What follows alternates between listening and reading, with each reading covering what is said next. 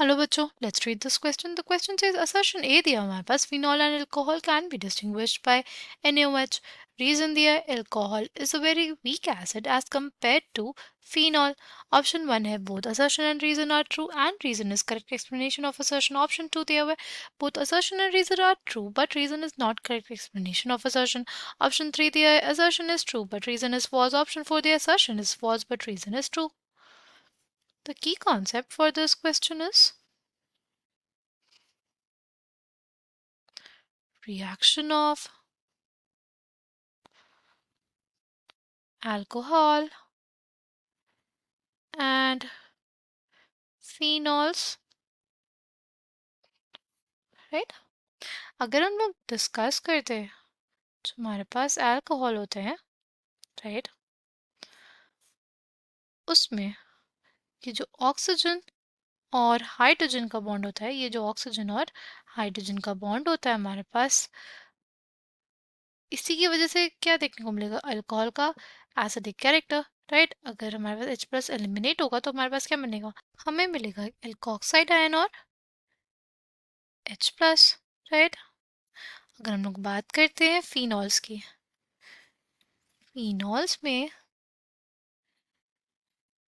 अगर हमारे पास H plus निकलता है, राइट, अगर H प्लस निकलता है तो हमें क्या मिलता है, हमें मिलता है फिनॉक्साइड आयन और H प्लस. सी, ऑलवेज रिमेंबर, कभी भी हमारे पास कोई भी एसिड हो, सपोज HA फॉर्म का, अगर उसका हमारे पास डिसोसिएशन हो और बने H प्लस और A माइनस, तो A माइनस को हम लोग बोलते हैं क्या, कॉन्जुगेट बेस. उसको क्या बोलते हैं, conjugate base of N acid.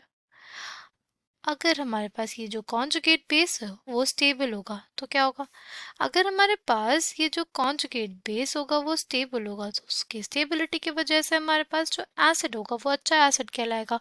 क्यों कहलाएगा ऐसा, सी, अगर हमारे पास ये चीज़ स्टेबल रहेगी तो रिएक्शन किधर जाएगी, फॉरवर्ड डायरेक्शन में. और अगर हमारे पास रिएक्शन फॉरवर्ड डायरेक्शन में जाएगी तो हमारे पास ज़्यादा H प्लस मिलेगा. ज़्यादा H प्लस मतलब ज़्यादा एसिडिक कैरेक्टर, राइट.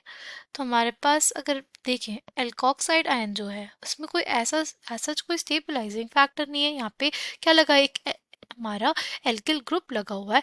और एल्किल ग्रुप कैसे ग्रुप्स होते हैं, they are electron donating groups. और यहाँ पे ऑलरेडी एक क्या है, एक नेगेटिवली चार्ज स्पीशीज है. तो हमारे पास नेगेटिवली चार्ज स्पीशीज होते हैं या एनायंस होते हैं, उनकी स्टेबिलिटी को कम करते हैं हमारे इलेक्ट्रॉन डोनेटिंग ग्रुप्स. और इलेक्ट्रॉन विड्रॉइंग ग्रुप्स जो होते हैं उनकी स्टेबिलिटी को बढ़ाते हैं, राइट. यानी यहाँ पे कोई ऐसा एडिशनल फैक्टर नहीं है.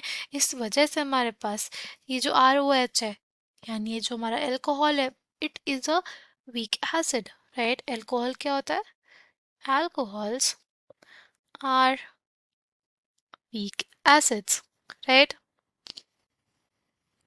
अगर बात करते हैं फिनॉल के केस में, हमारे पास क्या बना है, फिनॉक्साइड आयन. ये जो फॉर्म्ड फिनॉक्साइड आयन है हमारे पास, इसमें क्या प्रेजेंट होगा, इसमें प्रेजेंट होगा रेजोनेंस. इसमें क्या प्रेजेंट होगा, ये फिनॉक्साइड आयन है ना, राइट. इसमें क्या प्रेजेंट होगा, इसमें प्रेजेंट होगा रेजोनेंस. यानी बेसिकली हमारे पास ये क्या होगा, ये हमारे पास रेजोनेंस स्टेबलाइज्ड होगा. अगर ये रेजोनेंस स्टेबलाइज्ड है तो हमारे पास ये ज़्यादा क्या होगा, ये ज़्यादा स्टेबल होगा, राइट. और हम लोग ये कहेंगे ना कि ये ज़्यादा क्या हो जाएगा, एसिडिक हो जाएगा. ये क्या हो जाएगा, ज़्यादा एसिडिक हो जाएगा. किससे, हमारे अल्कोहल से, राइट. ना उसके रेजोनेटिंग स्ट्रक्चर्स देख लेते हैं.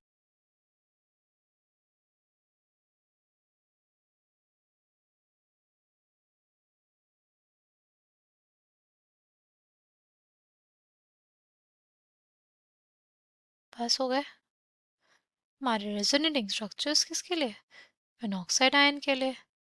जो हमारे पास फिनॉक्साइड आयन है वो क्या है, वो है रेजोनेंस स्टेबलाइज्ड.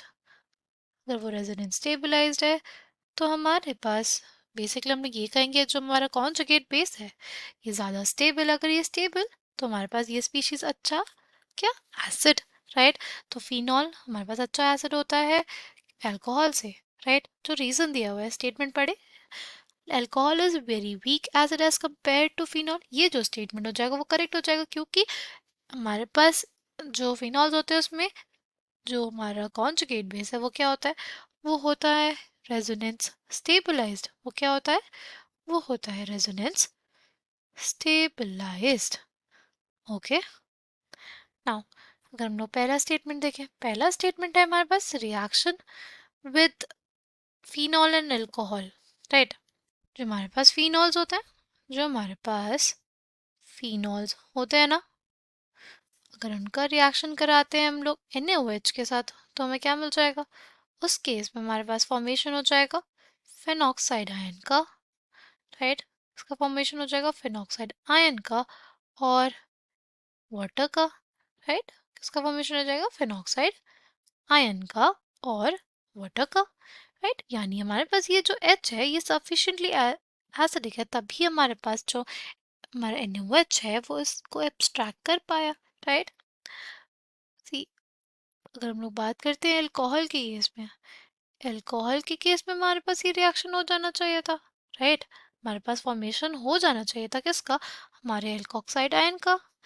बट अल्कोहल के केस में ना हमारे पास ये पॉसिबल नहीं हो पाता। क्यों नहीं पॉसिबल हो पाता? क्यों हमारे पास फॉर्मेशन नहीं होता एल्कोक्साइड आयन का, सोडियम एल्कोक्साइड का, राइट, और वाटर का?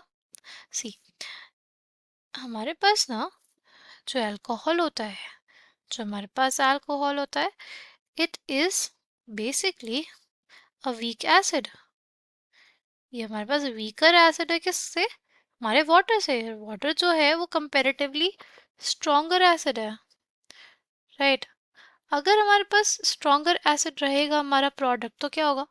तो हमारे पास बैकवर्ड रिएक्शन फेवर्ड हो जाएगी instead of the forward reaction, right. पहले H प्लस इसने दिया तो इसने एब्स्ट्रैक्ट कर लिया, बट क्या होगा अगर ये हमारे पास ये सफिशिएंट अमाउंट में बन गया तो हमारे पास ये H2O H प्लस फर्निश करने लग जाएगा, और ये जब H प्लस फर्निश करेगा तो ये जो हमारा एल्कोक्साइड आयन है इसको हमारे पास एक्सेप्ट करने लगेगा उस H को, और हमारे पास बना देगा क्या? अल्कोहल और सोडियम हाइड्रोक्साइड फिर से, राइट। इसलिए हमारे पास जो अल्कोहल्स होते हैं वो रिएक्ट नहीं करते सोडियम हाइड्रोक्साइड से, और इसलिए हम लोग इन दोनों को डिस्टिंग्विश कर सकते हैं, right. Coming back to the question, with the assertion phenol and alcohol can be distinguished by NaOH, ये जो स्टेटमेंट हमारे पास वो करेक्ट है। रीजन आर क्या दिया हुआ है? दिया हुआ है alcohol is a very weak acid as compared to phenol. ये जो स्टेटमेंट है वो भी करेक्ट है, और इस क्वेश्चन का करेक्ट आंसर क्या हो जाएगा? वो हो जाएगा option 1। I hope you understood it well, thank you and all the best.